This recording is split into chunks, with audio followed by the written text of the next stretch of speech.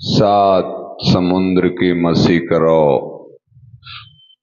लेखनी सब बन राई, धरती सब कागज करो, गुरुगुण लिखा न जाए।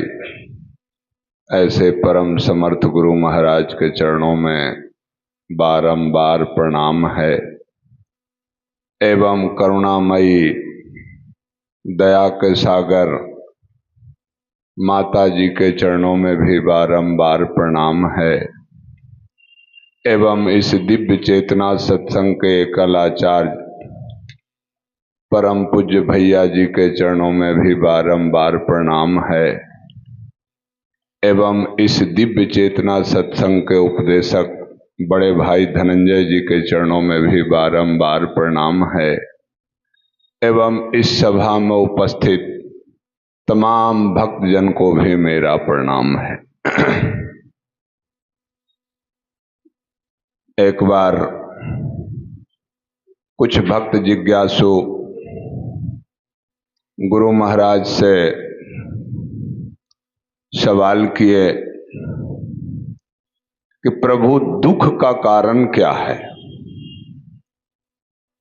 सब कुछ मेरे पास होने के बावजूद भी शांति नाम की चीज नहीं है और ये दुख का कारण क्या है?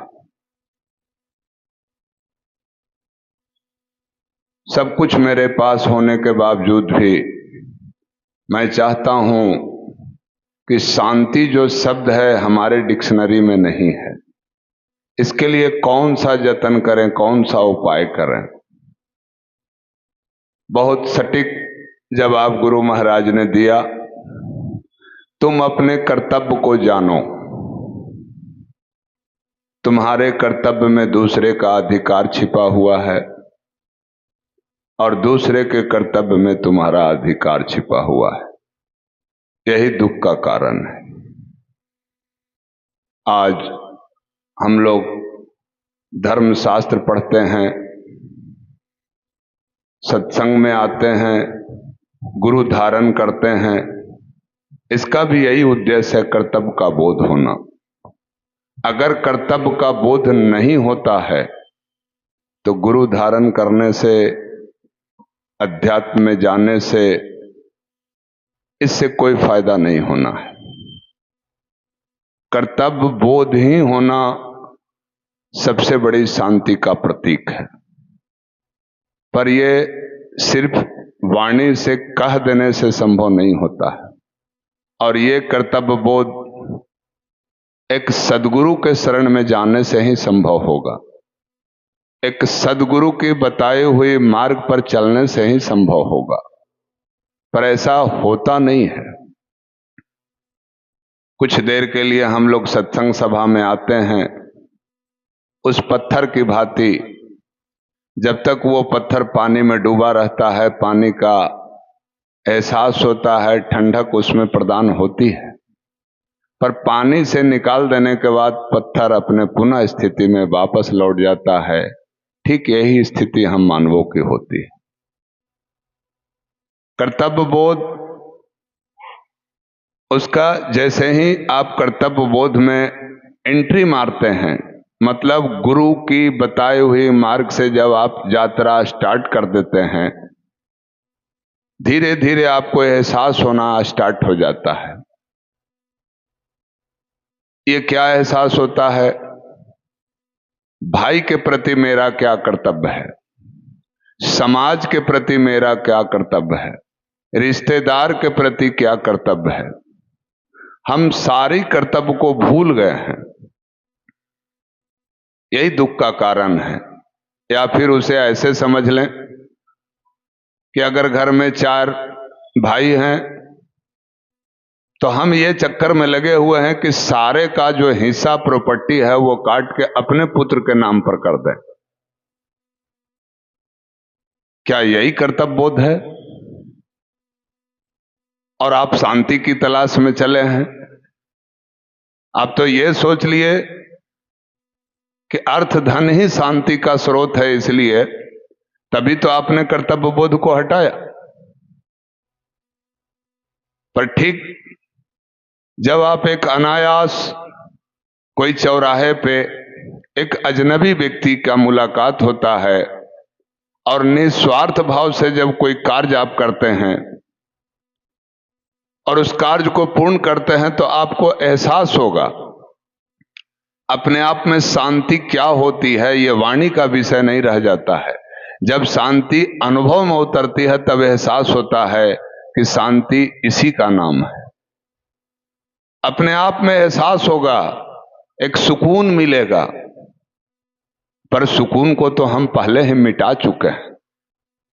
इसलिए कि दूसरे का जो भागीदारी था उसे भी हम अपने बच्चे के नाम कर दिए हैं, या बच्चे के नाम करने के पीछे हम दिन भर उसी का चिंतन कर रहे हैं कि ये जो दूसरा बिल्डिंग है ये भी हम अपने बच्चा का हुआ तो हुआ, पोता पोती के लिए भी करने के लिए तैयार हैं। और गुरु महाराज से आके क्वेश्चन कर रहे हैं कि शांति का स्रोत क्या है, सुख कैसे प्राप्त होगी।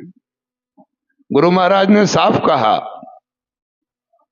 तुम अपना कर्तव्य को निभाओ, जिसके प्रति जो तुम्हारा कर्तव्य है वो कर्तव्य को निभाओ, सब कुछ शांति में परिवर्तित हो जाएगा। जैसे आप लोग सुने होंगे या देखे होंगे मदर टेरेसा, फुल लाइफ उन्होंने क्या किया, मां के रूप में पहचान ऐसे ही नहीं हुआ, वो सेवा को उन्होंने चुना। फुल लाइफ उन्होंने सेवा को चुना और सेवा करने के बाद ये एहसास उनको होता था कि शांति क्या है। कोई पूजा पाठ उन्होंने नहीं किया, सेवा को ही पकड़ा, और जब इस सेवा का आनंद प्राप्त हुआ, उससे जो शांति प्राप्त हुई, तो उन्होंने यही समझा कि यही ईश्वर का सच्चा सुख है। ईश्वर प्राप्ति का, ईश्वर का सुख यही है। निस्वार्थ भाव से उन्होंने ये साधना किया, पर हम लोग ऐसा कर नहीं पाते हैं। कहा मदर टेरेसा का जो नाम आज इतना हम लोग जो सुन रहे हैं, ये कर्म के कारण ही तो। और जब भी हम अपने कर्तव्य का पूरा पूरा भाग अगर हम निभाना चालू कर देते हैं, उस दिन एहसास होने लगता है कि ईश्वर का सच्चा सुख यही है। और जब ईश्वर के सच्चा सुख का अनुभूति हो जाता है तो वही इंसान होता है जिसे समाज वाले पागल घोषित कर देते हैं, इसलिए कि उसे एहसास हो जाता है कि हमारा कर्तव्य समाज के प्रति क्या है। घर वाले ऐसे लोगों को पागल इसलिए कहते हैं कि घर वाले ये सोचते हैं कि अपना घर गृहस्थी पर तो ये ध्यान देता नहीं है। सुबह से उठता है, 4 आदमी इसके आके दरवाजे पे खड़े रहते हैं, सलाह देने में लग जाता है,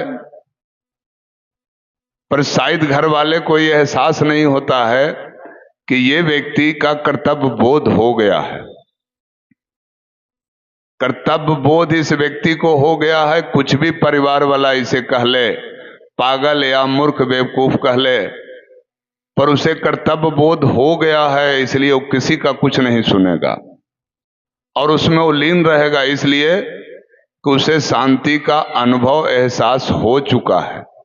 पर परिवार वाले को यह चीज नहीं हुआ है, इसलिए वो अपने कार्य में लगा हुआ है। तभी तो हम लोग सभी लोग देखते हैं कि ये जो संत महात्मा होते हैं, ये संत महात्मा अपनी बुढ़ारी का वृद्धा अवस्था में कैसे होगा, क्या होगा, इसे भी छोड़ के और समाज की सेवा में लगे रहते हैं। इसका अग्रणी उदाहरण हमारे परम पूज्य गुरु महाराज हुए, जिनका चित्र मंच पे लगा हुआ है। पूरे जिंदगी फुल लाइफ जो कष्ट इन्होंने उठाया, मैं समझता हूं कि हम लोग से आज के डेट में इतना कष्ट संभव नहीं हो पाएगा।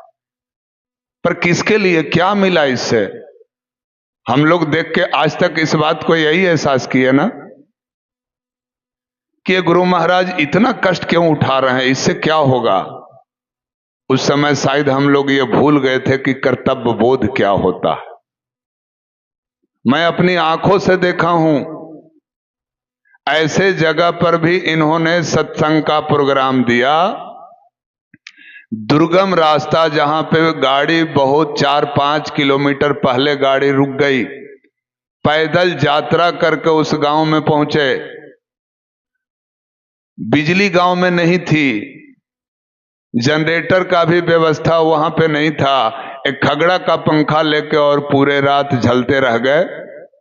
ऊपर से निवारी का जो फूस होता है वो गिरते रहा। एक साधारण बिस्तर पे गुरु महाराज लेट के रह गए। लोटा लेके लैट्रिन खेत में चले गए। क्या हम लोग उस समय ये बात को समझ पाए कि कर्तव्य बोध होता क्या है। हां, उनके अंदर में ये कर्तव्य बोध था, तभी तो उस दुर्गम रास्ता में भी जाके और सत्संग का लाभ सबको दिए। पर क्या हम लोग इस बात को आज तक समझ पाए। दूसरी बात, आज हम लोग को कहीं सत्संग में जाना होता है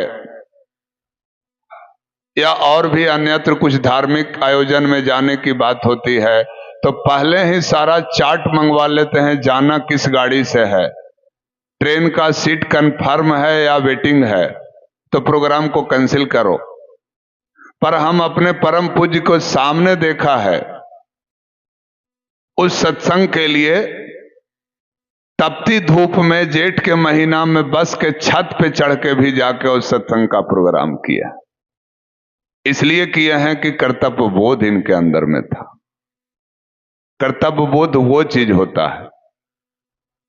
आज हम लोग इस कर्तव्य बोध से अनभिज्ञ हैं, यही दुख का कारण है। अगर हर एक व्यक्ति अपना कर्तव्य को जान ले, कहीं कोई द्वेष नहीं है, कहीं कोई फिर झगड़ा नहीं है, सब जगह शांति ही शांति है, और हर व्यक्ति या घर का हर सदस्य कर्तव्य का बोध कर लेता है, तो कर्तव्य ही भगवान होंगे, कर्तव्य की पूजा होगी, शेष कुछ रह नहीं जाता है। हम सभी लोग ये सवाल उठाते हैं, जहां भी संत महात्मा के पास जाते हैं वहां पर बस एक ही सवाल है, प्रभु सब कुछ मेरे पास है, एक शांति की तलाश है, ये शांति कहां मिलेगा। तो शांति शब्द कह देना या गुरु के सामने डिमांड कर देना बहुत आसान होता है, पर वो गुरु महाराज बताते हैं कि इस शांति को प्राप्त करने के लिए तुम्हें करना क्या होगा। अब वो करने के लिए तैयार नहीं होते हैं। इसलिए तैयार नहीं होते हैं कि हमारी सोच में कर्तव्यहीनता बनी हुई है, और वही दुख का कारण है। बहुत सारे लोग को अभी देखेंगे कि जग के मामले में बहुत ज्यादा भीड़ लग जाएगी। क्या भाई, तो फलाने जगह जग हो रहा है, तो एक दफे उसके लिए एकदम तांता लाइन लग गया। क्या कभी उन्होंने जानने का प्रयास किया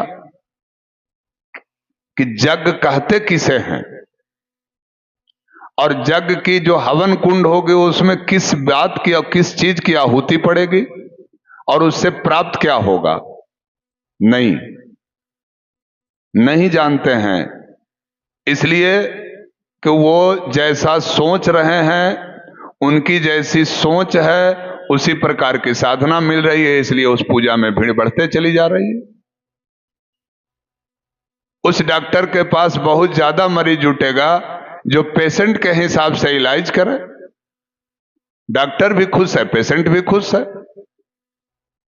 आज यही तो हो रहा है समाज में।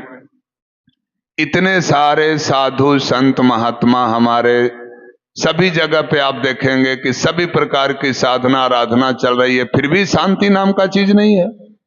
क्यों नहीं है? हमारे गुरु महाराज ने साफ कहा कि ये जो अग्नि के कुंड में काला तिल और घी का जो हवन कर रहे हो, इस हवन से तुम्हारा कल्याण नहीं होने वाला है। ज्ञान की अग्नि जलाओ, जिस हवन कुंड में, इसलिए कि उस हवन कुंड में किसी प्रकार का कोई भार तो पड़ नहीं रहा है। कर्तव्यहीनता के कारण आर्थिक संपन्नता तो हो ही गई है। कर्तव्यहीनता के कारण आर्थिक संपन्नता तो अपने पास है ही, और अभिमान उसके साथ आएगा ही आएगा। इसलिए कि कर्तव्यहीनता हो जाने के बाद आर्थिक संपन्नता तो हो गई, अभिमान तो आएगा ही। तो ऐसे व्यक्ति ये चाहते हैं कि बहुत ज्यादा परिश्रम वाला साधना आराधना नहीं करना है। अग्नि कुंड जलाओ और उसमें ड्राम से घी डाल दो, धूप डाल दो और हवन कर दो, पूजा हो गया। प्राप्त क्या होगा, अनुभव क्या होगा, कर्तव्य बोध क्या होगा, ना तो कोई बताने वाला है और ना कोई पूछने वाला है। इसलिए दोनों सही चल रहा है। उनके गुरुजी भी खुश हैं, साधक भी खुश है। पर हमारे गुरु महाराज का ऐसा नहीं कहना था। हमारे गुरु महाराज का कहना था कि तुम्हारा कल्याण तभी होगा जब ज्ञान की अग्नि कुंड बनाओ, और जब ज्ञान की अग्नि कुंड बनाओगे तो उसमें जब तुम अपना साधना की अनुभूति डालोगे तो कईयक जन्मों का भी तुम्हारा जो अभी पाप होगा वो सब नष्ट हो जाएगा। ये सामर्थ्य हर एक मानव में है, पर वो करना नहीं चाहता है। और ये कर भी कैसे सकता है, इसलिए कि गुरु विहीन मानव है। यहां पर भी एक गुरु की आवश्यकता है। गुरु ही बताएगा कि ज्ञान की अग्नि कुंड कैसे बनेगी, और उसमें कईयक जन्मों का जो तुम्हारा पाप है उसे तुम नष्ट करने की सामर्थ्य तुम्हारे अंदर में है, पर उसके लिए परिश्रम करना होगा।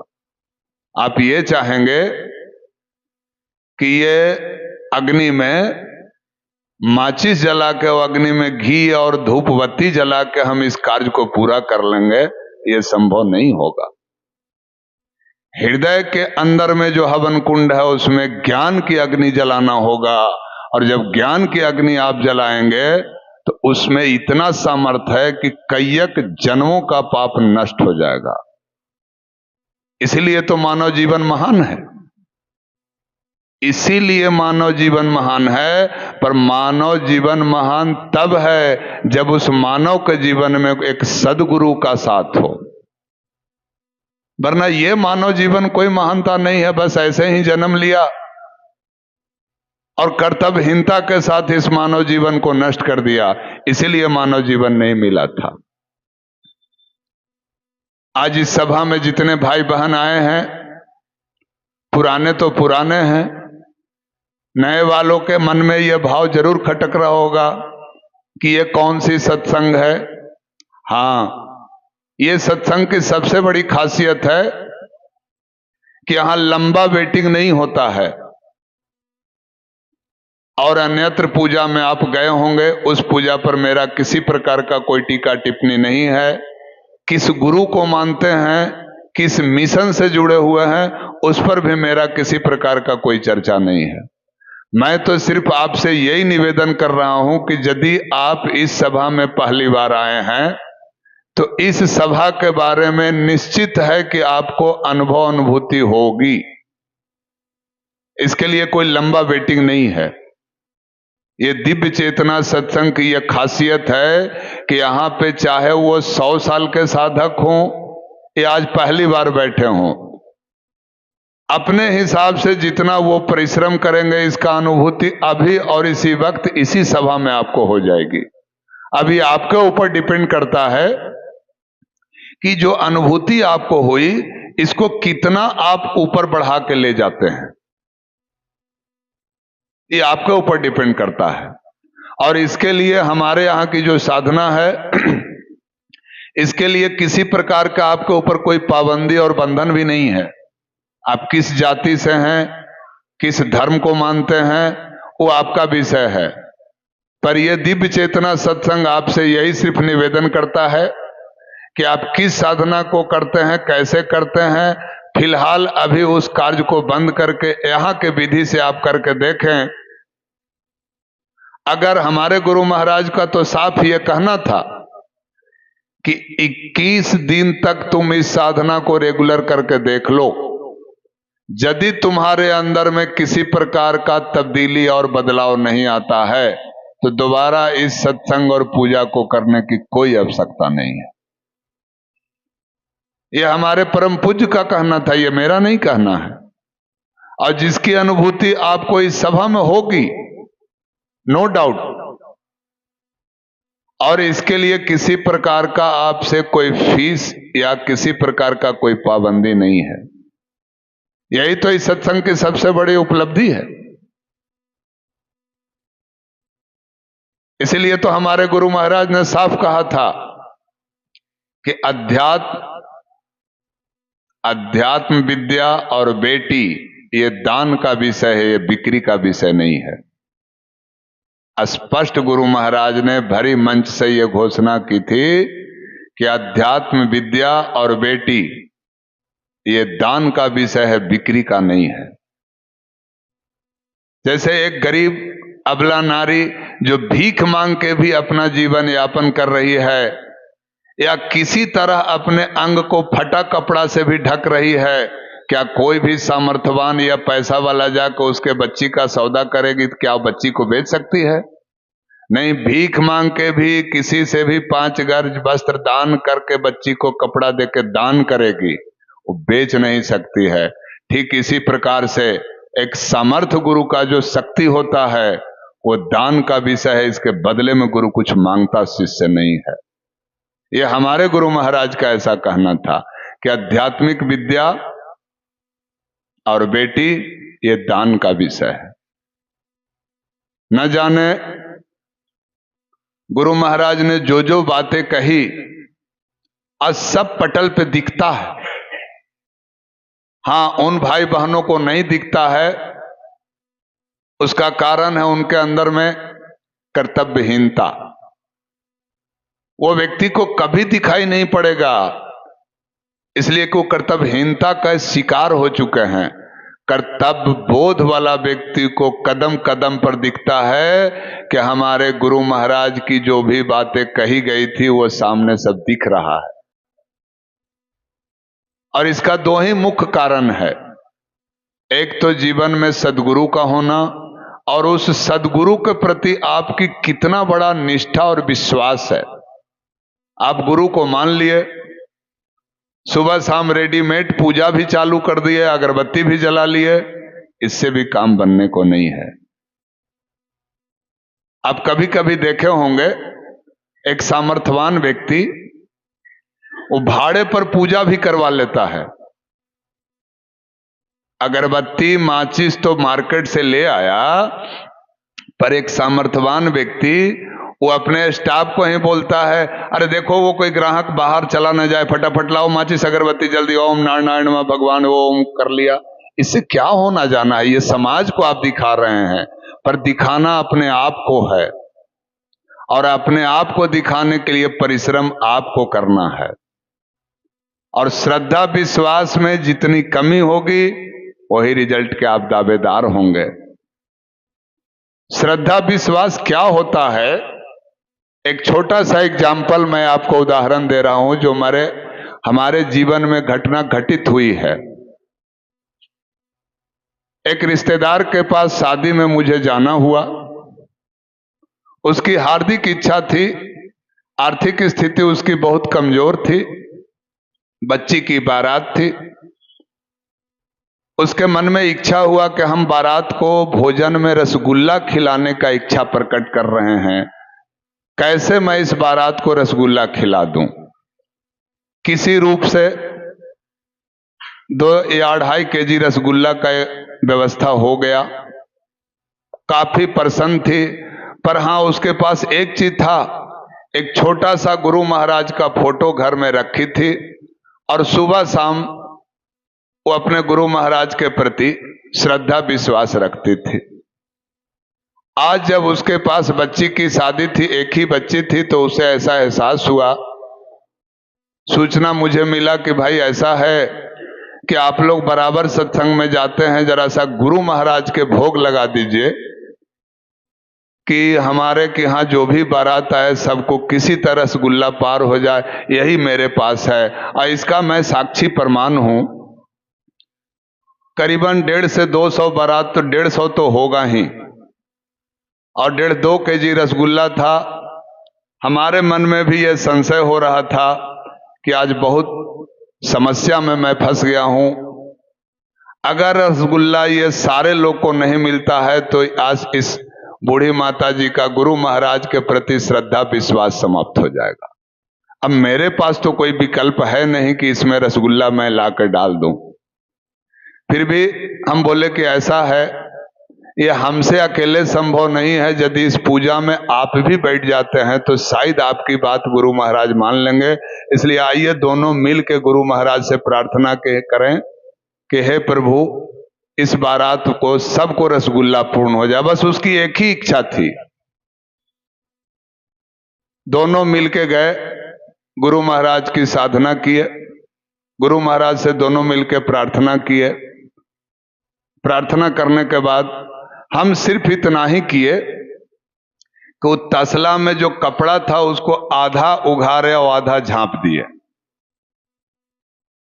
और हृदय धक धक ये कर रहा था कि बस कान में ये सूचना है कि बारात खा लिया कि नहीं। हम गेट के बाहर हो गए, खाना चालू हो गया, सारे बारात को रसगुल्ला भी चलना चालू हो गया। सारे बारात खा लिए तो बहुत भारी जुबान से एक आदमी से पूछे कि देखो तो सारे बारात को रसगुल्ला मिल रहा है कि ऐसे ही भोजन सब चल रहा है? बोला नहीं भैया, सबको रसगुल्ला मिल रहा है। सारा बारात खा लिया। थोड़ा हिम्मत बढ़ा तो आंगन में गए, फिर देख रहे हैं कुछ और भी गांव वाले आए, उसको भी रसगुल्ला मिल रहा है। तो मन में एकदम से अजीब सा लगा कि ऐसा कैसे हो सकता है। मेरे मन में यह अभिमान सताने लगा कि जब गांव वाला खा लिया, परिवार बारात खा लिया, तो हमसे यह अभिमान हुआ कि तसला को हम कपड़ा को पलट दिए। देखते हैं तो उसमें मात्र एक रसगुल्ला बचा हुआ है। एक रसगुल्ला बचा हुआ है।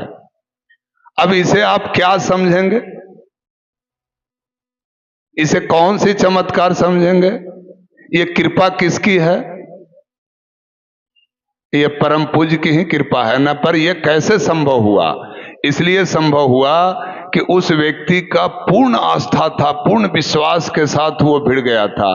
तभी तो मैं दिन के भी जो सिटिंग चल रही थी उसमें एक शब्द दोहराया था कि आज के डेट में कुछ महिलाएं या पुरुष भूत भावना के जो शिकार हो जाते हैं। पर मैं इस बात से सहमत इसलिए नहीं होता हूं कि मुझे पूर्ण भरोसा और विश्वास है कि कोई भी व्यक्ति अपने गुरु के प्रति पूर्ण श्रद्धा विश्वास के साथ यदि अपने गुरु मंत्र को दोहराएगा तो दुनिया की कोई ताकत उसे बाल बाका नहीं कर सकता। पर इसलिए बाल बाका करता है कि वो चाहता है कि गुरु की पूजा तो करें, पर कुछ और भी वो देखता है कि शंकर जी के तो मन्नत मानिए रहे, अगर काम बना तो बना, नहीं तो बजरंग बली को भी कह दो शायद यहां से काम बन जाए। इसी में साधना डिस्टर्ब हो जाती है। एकनिष्ठ होना होगा, एक पर आना होगा। अगर आप चाहिएगा कि हम 4 मंजिल पर चलें, कहीं से काम नहीं बनेगा। इसलिए मैं तो यही निवेदन करूंगा कि बहुत अच्छी बात है आप लोग इस सभा में आए हैं। अभी आप लोग को इस दिव्य चेतना की क्रिया बतलाई जाएगी। अच्छी तरह इस क्रिया को पहले शांति से समझ लें, समझने के बाद इस क्रिया को करें। अगर अच्छा लगे, अनुभव में आए तो बार बार करें, अच्छा नहीं लगे तो सदा के लिए छोड़ दें। कोई आपके ऊपर पाबंदी नहीं, कोई दबाव नहीं। ओम शांति।